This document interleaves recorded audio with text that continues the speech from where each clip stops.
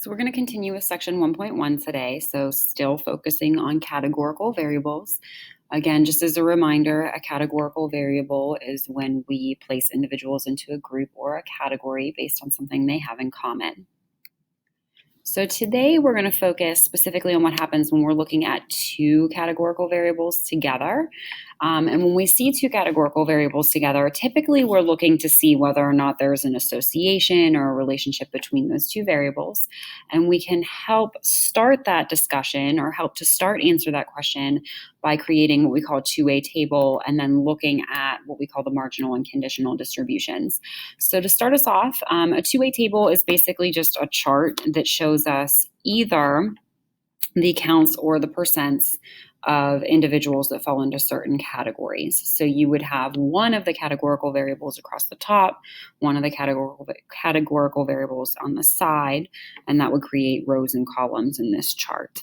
And you'll see an example in just a minute, but essentially it's just like a table where you have the individuals placed into those subcategories. So here's an example, and you can take a look on page 12 in your textbook if you're interested in more details, but essentially they looked at an individual's gender and then how likely they felt they were to be rich. I think it was by the time they were 30 years old. So here you can see the breakdown of both variables together within the table. So there were 96 females here that felt there was almost no chance of getting rich. There were 98 males. You can also then answer questions just about one variable. So you could say that overall, there were 194 individuals in the study that felt there was almost no chance of being rich by the time they were 30. So here, a couple of questions. It says, what are the variables described by this two-way table? So the variables would be the gender and then the chance of getting rich. Again, the values of those variables then are those categories. So the values of the gender variable would be male, female, for example. And then here we can also look at the chart and see how many young adults were surveyed. That's just the total down here in the far right-hand corner. Something to always be careful of when you're presented with a two-way table is that sometimes the table doesn't show the total column or the total row. So you can have a two-way table that doesn't give that information. You can find it just by simple addition. So we could find this 194 by just adding the 96 and 98, for example. So there are two types of distributions that we can focus on with a two-way table. One of them is what we call a marginal distribution. And a marginal distribution is just looking at one of the variables in the two-way table. So if you're only focusing on one variable at a time, it's a marginal distribution. So ignoring that second variable. A lot of times when we talk about the distributions, we speak about percents or we talk about relative frequencies, because if you don't have equal-sized groups or equally sized groups, then talking about counts isn't really all that meaningful. So for example, in the example of gender and chance of getting rich, if there's not an equal or close to equal number of males and females in the study, then it really doesn't make sense to compare counts. So we would compare percents or relative frequencies instead. So in order to look at a marginal distribution and trying to make some meaningful conclusions from it is that we would calculate that marginal distribution, again, in percents of either the row or the column variable. So again, it's just one or the other. It's not both together because a marginal distribution is just one of the variables. I like to remember that the marginal distribution is one variable by thinking about the marginal distribution lies in the margins. So when we talk about the two different types of distributions, that can help you tie one to that name of marginal distribution. And then once you look at those percentages, you can then graph. And because it's categorical, we would graph with either a bar graph or a pie chart. So here is our distribution here, again, our two-way table of gender and chance of getting rich. So here, we're just going to look at the marginal distribution of chance of getting rich. So just one variable for that marginal distribution. Again, it appears in the margins. So we're looking at ignoring that gender breakdown. So we're just looking at the total for each of those chance of getting rich categories. Again, calculating in percents because we don't have equally sized groups. So that marginal distribution just comes from the 194 that felt there was almost no chance out of the total number of individuals surveyed. And then here, 712 out of the total number of individuals surveyed. So that's where those percentages come from. And so then we can graph that. So here we see it graphed in a bar graph. It could have also been graphed as a pie chart. So again, those are our two different graph types for categorical variables. Here, it is really small on the PowerPoint, but you do have the bars labeled in terms of chance of getting rich. So you've got almost no chance here on the left, some chance, a 50-50 chance, a good chance, and then almost certain. And then your y-axis, again, I'm not sure why it's so small, but your y-axis is labeled with the percent. Again, equally spaced bars and space between those bars. If you want to try and examine whether or not there's a relationship between two categorical variables, we then look at what we call the conditional distribution. So conditional distribution is looking at both variables together.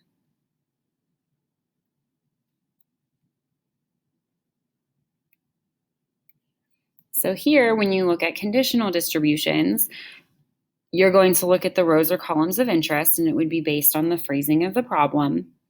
And then you would calculate the conditional distribution. So again, in percents, for the same reason as we talked about with the marginal distribution. And then when we go to graph our conditional distribution, we have to graph a little bit differently because we're looking at two categorical variables together now. So a pie chart's really not going to work. We can kind of modify the bar graph a little bit to make one of these types of charts here that we'll see on the next slide. So you can make what's called a side-by-side bar graph, which would show your bars next to each other for each of the different categories. A segmented bar graph, which shows the bars broken into segments for each of the category, or we can make what's called a mosaic plot. One thing that I do want to mention here is that a mosaic plot is not in your textbook. It's a new addition to AP Stats as of last year. So it's something that you'll see on the next slide, but you won't find in your textbook. We'll do a little bit practice with it next week, so you can just have a few additional examples since there's no references for you to look back to in the text. So here are your formal definitions. Your side-by-side bar graph is going to look at each value of one categorical variable and then grouped together based on the other categorical variable. And you'll see a visual example of that in just a minute, but those bars are placed side by side. Your segmented bar graph is looking at your, again, bar being segmented. So segment, and then here segments of a rectangle. And then the last one here, the mosaic plot, is almost like a modified segmented bar graph. So it's looking at the segmented bar graph, but then it looks at the width of each rectangle, and this should just be is proportional to the number of individuals in the corresponding category. So if you have something, a category that's very large, then that piece of the plot is going to take up more physical space than a category that's very small.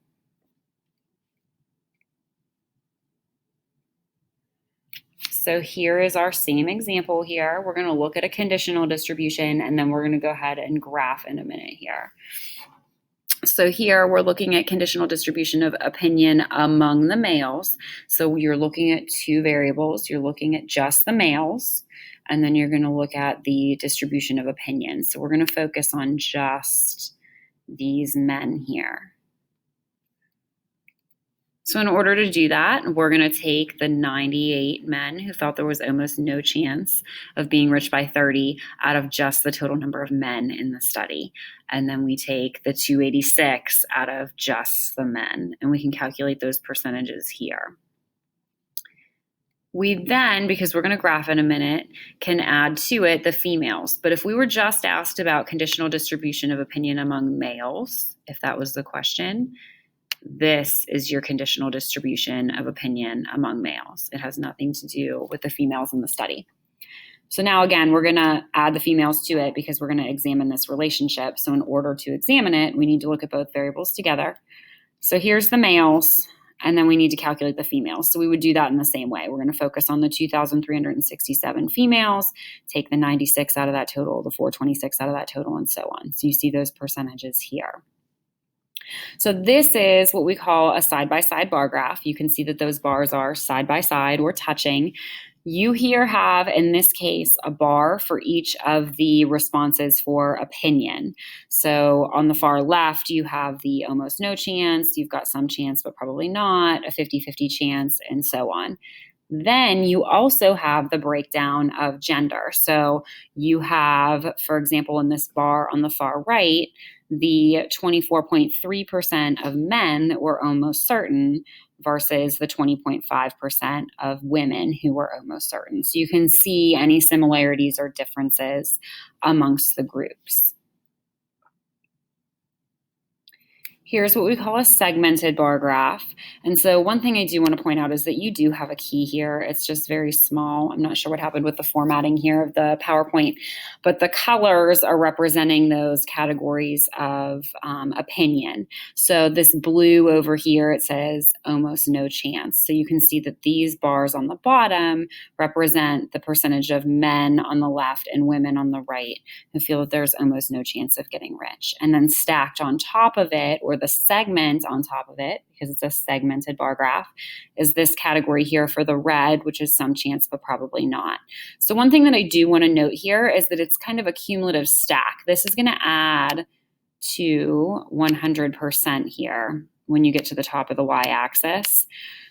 So this blue with the red stacked on top of it for men is really the 4% plus the 11.6%. So the height of the bar at this point here at the top of the red is going to be 15.6%. Same thing over here with the women. It's the 4.1% of women plus the 18% of women stacked on top of it. So cumulatively, the height of that bar after the red on the female side is going to be 22.1%. And then stacked on top of it is that 50-50 chance segment until you get to the full 100% of the category. And then this last one here is a mosaic plot. And so the mosaic plot is similar to that segmented bar graph. It's just then making the widths of the bars correspond to the percentage overall of females and males in the study. So in this case, the numbers of females and males was pretty close. So the widths of those bars were fairly close. We'll see an example in class, I believe on Tuesday, where the bars are going to be not the same width or not as close because the breakdown of the categories aren't as close here. Like I said, the reason the widths are about the same in this mosaic plot is because the numbers of females and males in the study are relatively close. So one thing that you're going to see throughout pretty much the whole course of the year is this organization of a statistical problem. And this is something that's really important on open-ended questions on tests and quizzes in here. And it's also very important on open-ended questions for the AP exam. There's really going to be this four-step process that if you clearly address all four steps, then you're going to have everything that you need to ensure you get full credit for your response. And so right now, there's not going to be a whole lot of detail as to how this four-step process works. But as we build our statistical toolbox, you're going to see exactly what goes into each of these steps for a specific statistical procedure. So the first step is the state process. And this is really just a restatement of the question of interest. So that's a pretty straightforward one. You just have to remember to do it. And then the plan step is, how are you going to go about answering that question? So for right now, we really don't have a whole lot of statistical tools.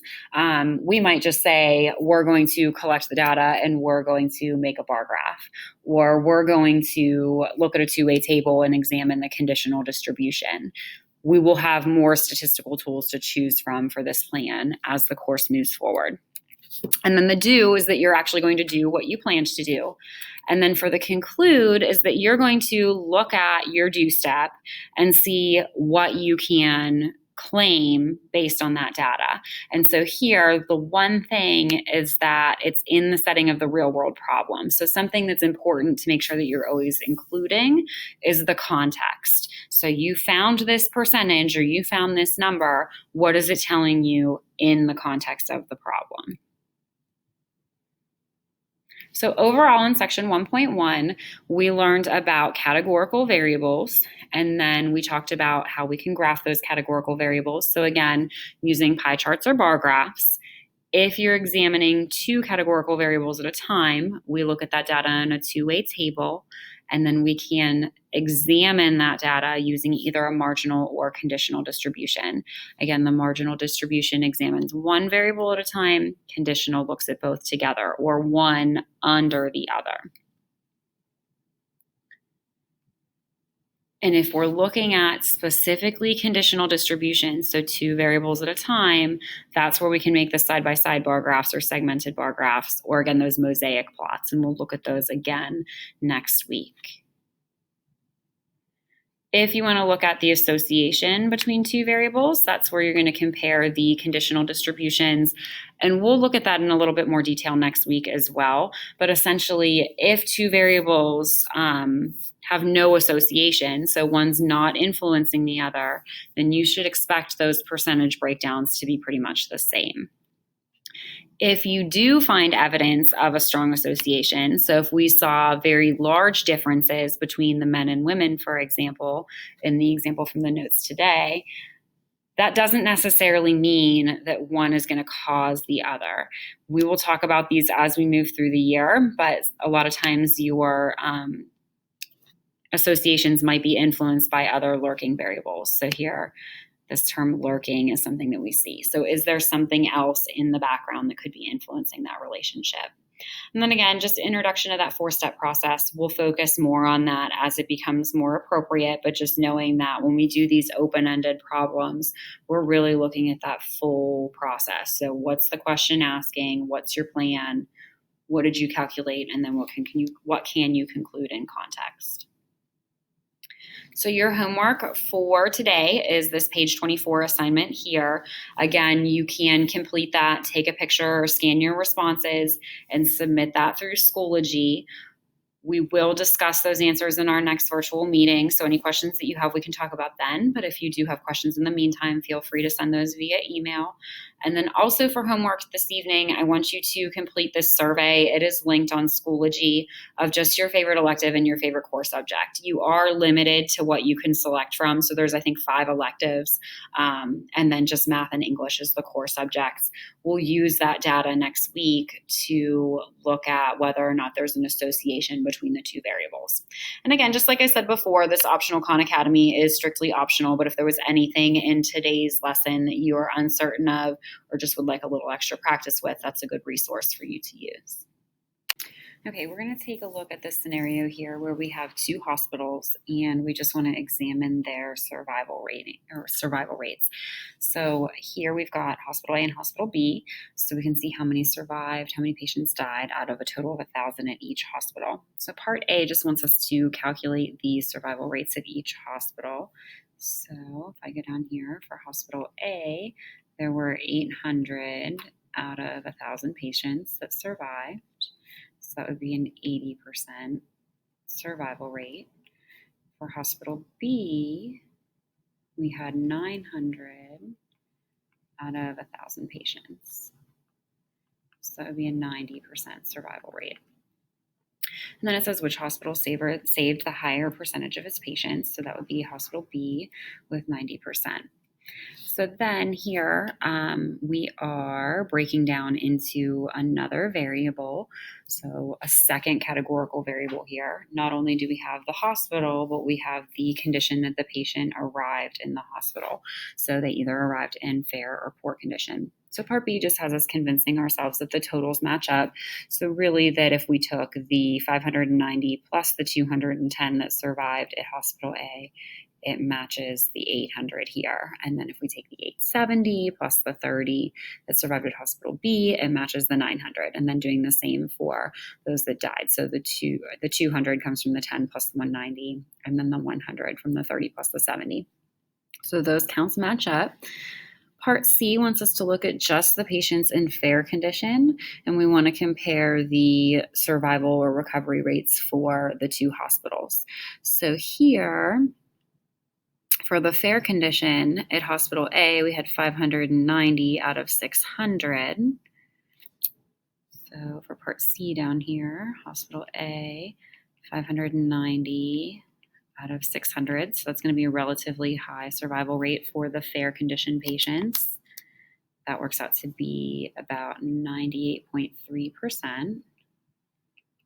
And then we're going to do the same for Hospital B. So Hospital B, we had 870 out of 900 that survived when they arrived in fair condition. So 870 out of the 900, that survival rate is going to be 96.7% roughly.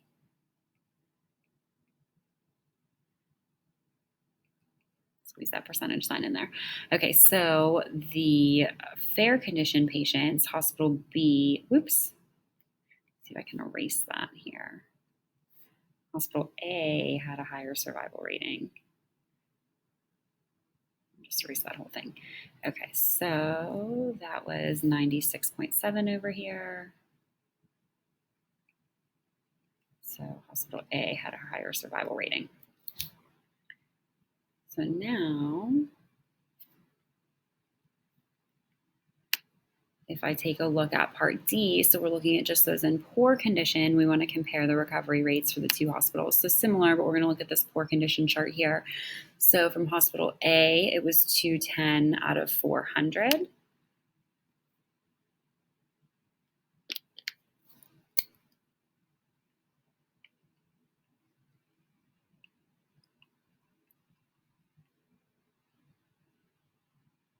So that's going to be 52.5%.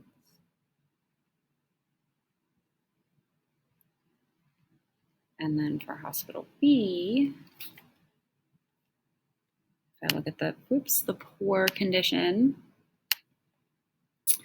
we're looking at 30 out of 100, so 30% from Hospital B.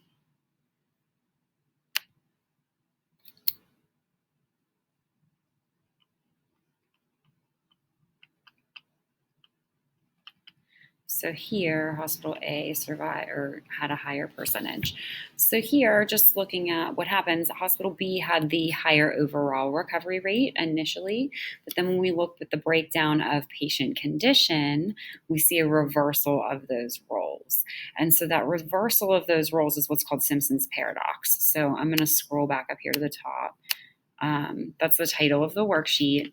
So Simpson's paradox is when we see a certain association reversed when we introduce the second categorical variable. So again, Hospital B was higher overall survival rate, but when we included the patient condition when they arrived at the hospital, that association was reversed.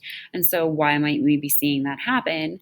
If we look, Hospital A had a lot more patients arriving at the hospital in poor condition than Hospital B did, even when you just look at the survival ratings. So we had 400 patients total arriving at the Hospital A in poor condition versus the 100 at Hospital B. So they're already showing up to Hospital A in pretty bad shape. Maybe Hospital A has a special trauma center or something along those lines. And so, more able to treat those patients appropriately, so they have a higher survival rate within that condition of poor. However, overall, it does pull down the overall survival ratings at the hospital. So that kind of describes what's going on in Part E. And then Part F is just which hospital would you rather go to if you were ill? Hopefully you're looking at that regardless of the patient condition, Hospital A is better for both those arriving in fair and in poor condition. So Hospital A is better able to treat both groups of individuals.